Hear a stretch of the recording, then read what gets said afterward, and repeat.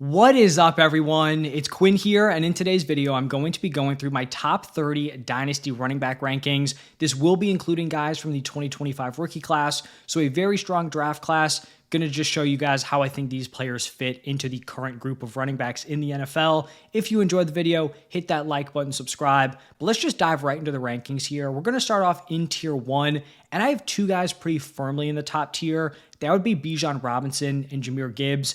And then I'm also going to have Ashton Jeanty in this tier. Now, I think if we really want to nitpick it, he's probably like in a middle tier, below tier 1, but still above the guys in tier 2, just because we haven't seen him play yet.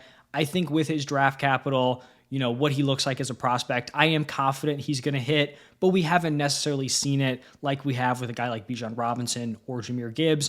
I think people are going to go back and forth on Bijan versus Gibbs as the running back 1. Gibbs was the running back 2 in points per game this past year.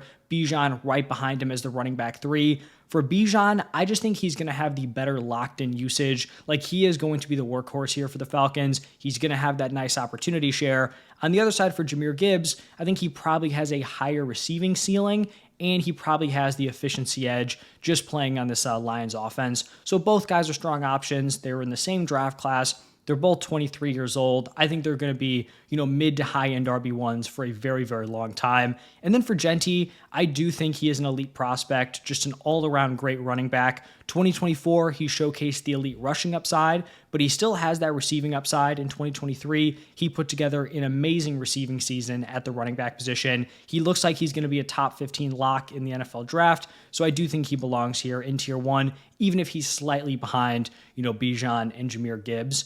Now, moving into tier 2, I'm going to have Devon Achane leading this tier. I think some people might have Saquon Barkley. I do have him within this tier, but he's not quite going to be my running back 4. In 2024, Devon Achane was the running back 6 at 17.6 points per game. It was a solid season, mid-tier RB1, in your second season in the NFL, but it was even better when you just look at the games with Tua. When Tua was out with a concussion, the offense just completely fell apart.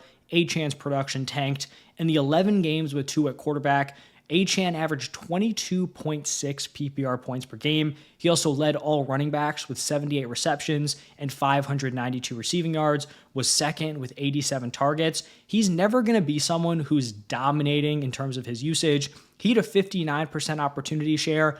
I think that's totally fine given his skill set. His receiving usage, I think, has the upside to improve in the efficiency department. That's really how he produced in year 1. Ripping off big plays, was a super efficient option.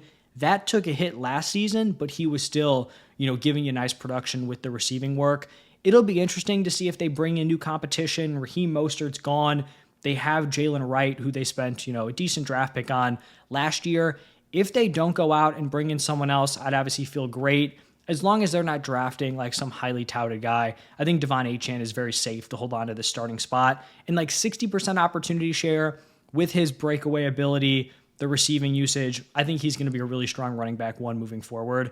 Then I'm going to go with Breece Hall here. Might be a little bit higher on Breece Hall than consensus. He's coming off a down 2024 where he averaged 15.1 points per game, was the running back 16. It was just an all-around rough season here for the Jets offense, underwhelming on pretty much all fronts. He was also playing through a knee injury late in the season, which obviously didn't help his production late. But this is the same guy who averaged 20 points per game in 13 full games after coming back from the torn ACL, right? Year 1 removed from the torn ACL. Once he was off his, workload restriction, he was an absolute monster, playing on an awful offense with no touchdown upside, terrible quarterback play. He has the 3-down workhorse skill set. He's a great pass catcher. He's still only 23 years old. I think he can bounce back here. Even if he's not heading into the best situation in 2025, I still think he's going to be a quality, running back who's in the mix as a running back 1 for the next 5-6 seasons. And then the last guy in this tier, it is going to be Saquon Barkley.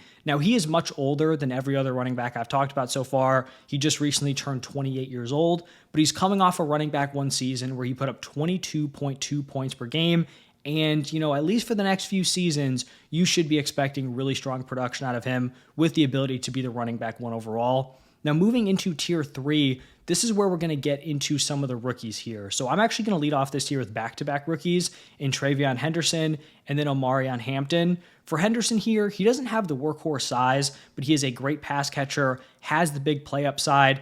I think kind of a slightly lesser version of Jahmyr Gibbs, just in terms of like his potential role, where he could be splitting the backfield with someone, even like an Achane type role, right? But if he's getting 60% opportunity share, even like 55% opportunity share in the right spot, I think the receiving usage, the big plays, the touchdown potential could definitely carry him for fantasy. And then I have Omarion Hampton right behind him, going to be turning 22 years old by the time he gets drafted.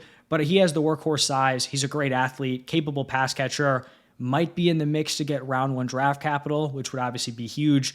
Those round 1 running backs are typically hitting at a very, very high rate. So I like both these running backs in this class, my RB2 and RB3 for 2025. And then after those two, I'm going to go with Bucky Irving. He was the running back 19 in points per game as a rookie at 14.4, still only 22 years old. But when we're looking at his last 7 healthy games, when he was really kind of breaking out, locking down that running back 1 role, he averaged over 20 PPR points per game. And week 18, he had 24 opportunities to Rachaad White's 0. So by the time we were getting to the end of the season, like he had pretty much completely phased Rachaad White out of this offense. The issues that I do have here with Bucky Irving and why I have him below kind of more unproven quantities like a Travion Henderson or an Omarion Hampton is that when you are a day 3 pick, you do just have way less job security than these running backs who get the strong draft capital. And it's very easy to say like, he looked like a great player, the Bucs should continue going to him. And like a lot of times that is true, but you could have said the same thing about James Robinson. You could have said the same thing about Elijah Mitchell. Teams are just much more willing to move on from these guys if they didn't invest in them, even if maybe it should be the opposite, right? Like if you're getting a great running back at a cheap price, you should probably just ride that production. Also, the fact that Liam Cohen's gone isn't great just because you don't know what the usage is going to look like, with a new offensive coordinator. But I'm still very high on the talent of Bucky Irving. I do have some confidence that the Bucs are going to continue to roll with him. I don't expect them to bring in legit competition, but it is just something I have to point out because that can be a risk where, the rug can really just get pulled out from under you with these day 3 running backs. Still really like Bucky Irving, has receiving upside, great rookie season. And then my last guy in this tier is going to be Jonathan Taylor, 26 years old, was the running back 7 at 17.6 points per game in 2024. In the 3 seasons where he has played at least 14 games, he has put up 16.9, 21.9, and 17.6 points per game. So if he is actually out there on the field, not dealing with injuries, he is going to be very productive. I think the issues just kind of come down to his potential ceiling, where he is a little bit older than some of these other running backs, and he's just never someone who is going to be super involved as a pass catcher. He has under 20 receptions in back-to-back seasons, so you're banking on him delivering just a huge season on the ground, hitting in the touchdown department, and he certainly can do that. That's what we saw with him, nearly hitting 22 points per game. But in terms of having like that game-breaking upside, I don't quite think he has that. Now we're going to be shifting into tier 4, and we're going to start off this tier with maybe someone who's a little bit controversial. This is where I have Christian McCaffrey, and CMC is undoubtedly a high-risk, high-reward player. In his 8 NFL seasons, he has 5 games where he has been very healthy, playing in at least 16 games. In his other 3, he has played in 7 or fewer games. And with where he's getting drafted, especially in redraft or even with Dynasty, in the last few seasons, you are having to really pay up to get him. And if that type of, player that you're spending that capital on is flopping, it can really, really kill your season. But in his last 4 healthy seasons, he is averaging 24.1, 29.4, 21, and 24.5 points per game. And when we're actually talking about just going out there, winning championships, he just gives you an edge at running back that pretty much no one else can. And so even though he's 28 years old, he's going to be older than some of the other running backs within this tier, he can just reach a certain ceiling that other guys can't compete with. So, surely you're taking on risk. If you're not a win now team, you're obviously not going to be rostering him. But if you have an older roster or you're in a position to compete, he really can be that difference maker in a way that not a lot of guys can at the running back position. Now, after CMC, we have one of those younger, maybe lower ceiling options in James Cook, who's 25 years old, 3+ years younger than CMC, coming off a running back 11 season where he averaged 16.7 points per game, hit a 59% opportunity share. So not being used like a workhorse, but his efficiency was solid. He was hitting in the touchdown department, second in touchdowns at the running back position. One potential hurdle here for James Cook is that it does seem like he wants to get paid as a running back. The reports have been he wants like around $15 million per year. And if he's not able to come to terms with the Bills and he gets moved or is holding out, whatever, it's just tough to see many better situations than Buffalo, because I don't think he's the type of guy that could walk into any situation and they're just going to feed him like a workhorse. He doesn't really have that size. I think, a lot of teams would be hesitant to use him in that way. And so if you're someone who's in that 55 to 60% opportunity range, you want to be on a very good offense where you can hit in the touchdown department, be efficient. Obviously, when you have Josh Allen as a threat, running the ball from the quarterback position, that's going to open some things up for you as a running back. So you're hoping James Cook sticks around, but coming off a very productive season, still pretty young. Another guy who was also very young is Kenneth Walker, who is 24 years old, coming off a season where he was the running back 12 at 16.5 points per game, had a really strong start to the season. Everything kind of fell apart towards the end. I think one really interesting aspect of his 2024 season was the receiving usage. So he really did not catch passes in college. It just wasn't how Michigan State used him. Then he gets to the NFL, 2022, 2.3 targets per game, 2023, 2.5 targets per game. That jumped all the way up to 4.8 targets per game in 2024. Now, unfortunately, with that receiving usage going up, the rushing production fell. Only 3.7 yards per carry, was just super inefficient. He's going to be on his third offensive coordinator in 3 years. He is heading into a contract year. Are they going to try to extend him? Are they, fine rolling with Zach Charbonnet moving forward? He is still going to be competing with Charbonnet out of the backfield, but I do think he's a talented running back. Received solid draft capital. I think a lot of teams would be interested in him, and he has been productive in his first 3 NFL seasons. After Kenneth Walker, going to go with Kyren Williams, also 24 years old, and I'm going to be lower on Kyren than consensus. And if you just look at his last 2 seasons, him still being very young, I understand why this seems low. 2023 averaged 21.2 PPR points per game. 2024 put up 17 points per game. He has just been very, very volume dependent. And from a real life NFL perspective, I don't think he had all that great of a 2024 season. And I just think he's one of these guys where the usage really could fall off. He is heading into a contract year. Are the Rams going to pay him? They just spent a day 2 pick on a guy like Blake Corum, who's on the roster. I would not be shocked if heading into next season, all of a sudden Blake Corum is way more involved. We also have to remember how Kyren Williams kind of got this opportunity in the first place. It looked like Cam Akers was going to be the guy. All of a sudden the rug gets pulled out from Cam Akers and Kyren Williams is the workhorse. Could potentially happen again with a guy like Blake Corum. So if he continues with his current usage, continues playing with the Rams, this is going to be too low. But I do think there's some added risk in here that maybe might not be available with some of these other running backs.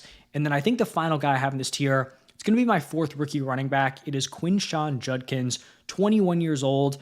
A little bit lower on him compared to some of these other rookie running backs. I know some people are very high on Judkins, have him as high as their running back 2. I can't quite get there, but if the draft capital is there, I'm going to be high on him. He has the 3-down size. He's a capable pass catcher. So if he's getting round 1, round 2 draft capital, this is definitely where he'll be slotting in. And then moving into tier 5, kind of an interesting mix of guys here. My first one is going to be Josh Jacobs, 27 years old, so a little bit older than some of the other guys in this tier, but had a really nice bounce back in 2024, 17.2 points per game, was 4th in touchdowns, 5th in red zone touches, 6th in rushing yards, and then had a 67% opportunity share, which is fine. It was like 17th highest in the NFL, but that was kind of on limited competition. And I did talk about this when I updated my redraft rankings. LaFleur has been someone who wants to use a committee throughout his, time coaching in the NFL. He had the committee with Aaron Jones and Jamal Williams. He had a committee even when he was with the Titans with Derrick Henry and Dion Lewis. And so I wonder if he's going to want to lean in more to that committee aspect. heading into 2025. He just didn't really have the personnel to do so last year, where he was still mixing some other backs in, but they drafted Marshawn Lloyd on day 2, and he was just not able to play because the dude was injured the entire season. So if he's healthy, could we see Josh Jacobs' usage dip a little bit? But the touchdowns are still going to be there. He's a capable pass catcher. I think this is a fine range for him. Then I'm going to have Chase Brown, and he's definitely one of the more interesting players to rank, kind of like I talked about with Bucky Irving and a little bit with Kyron Williams. These running backs who don't have the draft capital, they're just in very precarious situations. So he was a day 3 running back pick. We have a great running back class where maybe the Bengals go out and they draft a running back. But when Chase Brown had the opportunity to play as the starter last year, he was a monster. In 8 games without Zach Moss, he averaged 20.6 points per game. So if he is able to avoid, real competition coming in, I will move him up these rankings. But as I've said with these other guys, you do just have to be wary, of them holding on to their role because things could change very, very quickly. Also, he was just pretty old as a prospect. So he's 25 years old now, even though he's heading into year 3. Older than some of the other guys who are heading into their 3rd year, like a Bijan or Jahmyr Gibbs, who are, just freshly turned 23 years old. And then the last guy in this tier is going to be Chuba Hubbard, another 25-year-old. And coming into the year, wasn't super high on Chuba. Thought Jonathan Brooks would be their workhorse once he was healthy. But Chuba Hubbard came out of the gates playing well. Jonathan Brooks was injured to start off the season, and they extended Chuba Hubbard to a 4-year deal through 2028, and he ends up finishing the season as the running back 13 in points per game at 16.1. Jonathan Brooks is likely going to miss the entire 2025 season.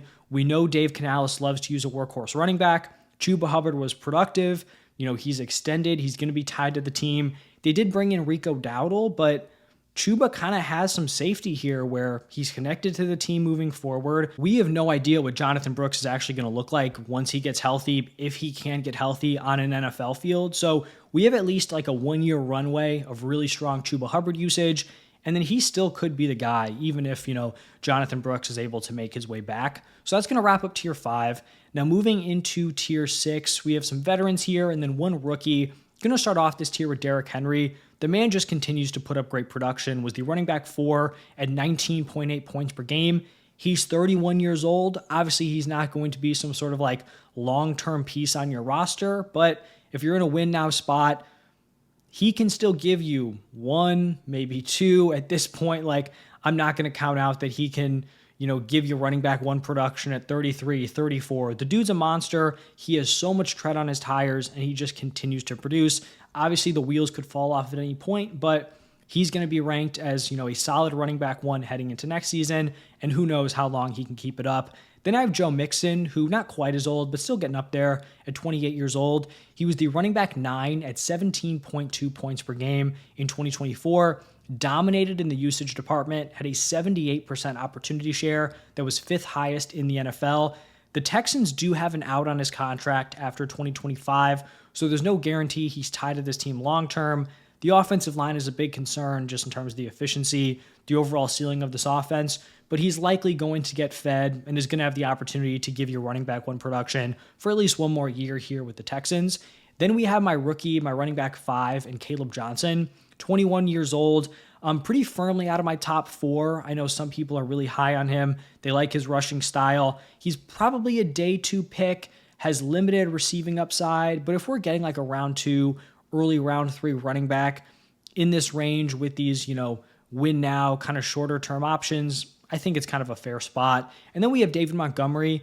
He's extended with the Lions through 2027, back-to-back seasons with 14.8 and 15.8 points per game. He obviously has capped upside as long as Jahmyr Gibbs is healthy, but solid running back 2 and kind of has like that weird handcuff value where if Jahmyr Gibbs were to go down, all of a sudden he is a probably top 5 weekly running back with the usage he'd be getting. Now moving into tier 7, we're going to go with Tyrone Tracy, who's kind of in an interesting spot. I'm just going to keep referencing like these day 3 guys and the lack of security. Like he kind of broke out as the starter, 13.2 PPR points per game in 13 games as the Giants starting running back. What's also interesting about him is that this is only his 3rd season playing running back. He was a former wide receiver in his first couple collegiate seasons. So still kind of, developing at the position, but he is a day 3 pick, has the limited job security. If they went out, drafted someone, it would not be shocking to me. Also, kind of similarly to Chase Brown, he was an older prospect. So it's not like you're getting this rookie at like 22, 23. He's 25 years old. So obviously still has a lot of years left, but it is just something we're kind of factoring in here. You're hoping he can hold on to the starting job. If he can, probably should be ranked higher than this moving forward. Also in this tier, I have Zach Charbonnet, who is 24 years old and has pretty much been like worst case scenario in elite handcuff. He had 5 games as the starter last year with no Kenneth Walker. He put up 17.9, 25.7, 38.3, 10.6, and 9.1 points. That's 20.3 points per game on that 5-game sample size. I think with a new offensive coordinator coming in, could have the potential to push for a committee. Is this organization going to be committed to Kenneth Walker long-term? There are just some real questions here in this backfield. He was, a pretty talented prospect, got day 2 draft capital, has showed out when he has gotten the opportunity to do so. So someone who might not be in the best situation right now, but I still think could be a solid starter later on in his NFL career. Then I have a rookie in Cam Scatabo, 23 years old, likely going to be going on round 2.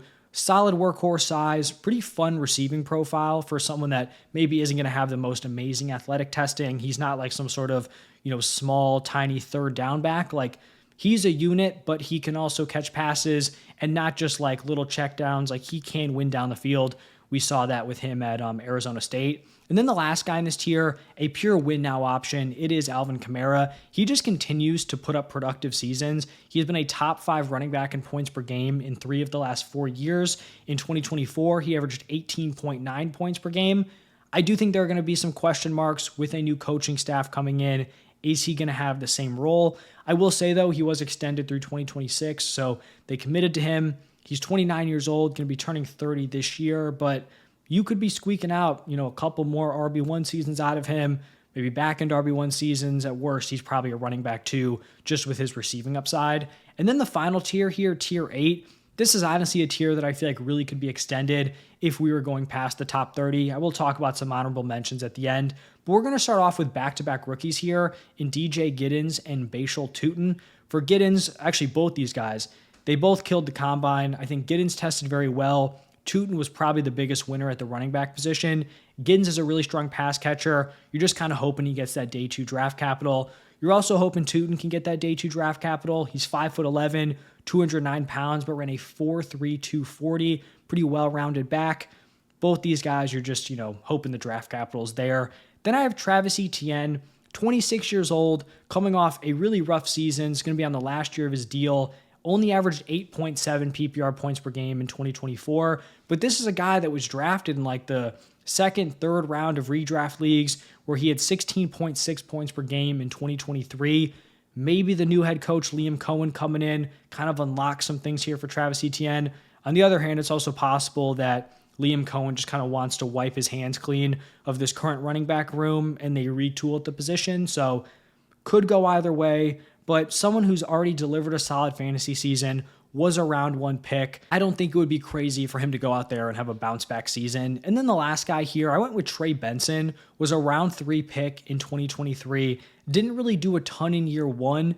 And the Cardinals do have James Conner extended through 2026, but they have an out after 2025. You have to assume the reason they drafted Trey Benson was because they thought he would be the running back of the future. So I could see this, upcoming year being somewhat of a split between him and James Conner. Maybe he gains ground towards the end of the year. And I still think he has the opportunity to be the Cardinals running back 1 as soon as the 2026 season.